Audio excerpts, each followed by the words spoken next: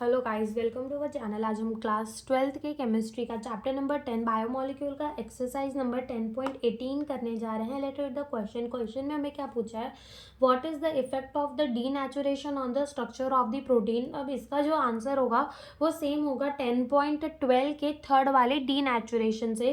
तो देखो ये क्या पूछ रहे हैं कि क्या इफेक्ट होगा जब डीनेचुरेशन होगा on the structure of the protein. तो जब डीनेचुरेशन होगा तो प्रोटीन अपनी बायोलॉजिकल एक्टिविटी खो देगा, उसके जो हेलिक्स है वो अनफोल्ड हो जाएंगे और उसके जो ग्लोबुलर प्रोटीन होता है वो भी क्या हो जाएगा, अनफोल्ड हो जाएगा। और उसका जो सेकेंडरी और टर्शरी स्ट्रक्चर है प्रोटीन का वो डिस्ट्रॉय हो जाएगा, वेरस जो प्राइमरी स्ट्रक्चर है वो क्या रहेगा, इंटैक्ट रहेगा। एक बार देख लेते हैं कैसे लिखेंगे।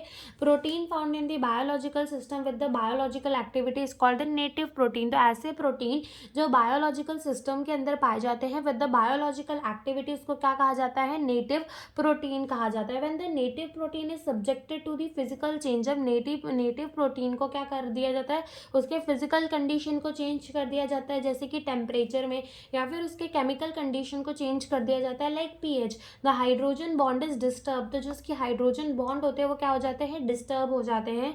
द ग्लोब्यूल अनफोल्ड, जो ग्लोब्यूल होते हैं वो अनफोल्ड हो जाते हैं। एंड द हेलिक्स गेट अनकॉइल, और जो हेलिक्स होती है वो क्या हो जाती है, अनकॉइल्ड हो जाती है।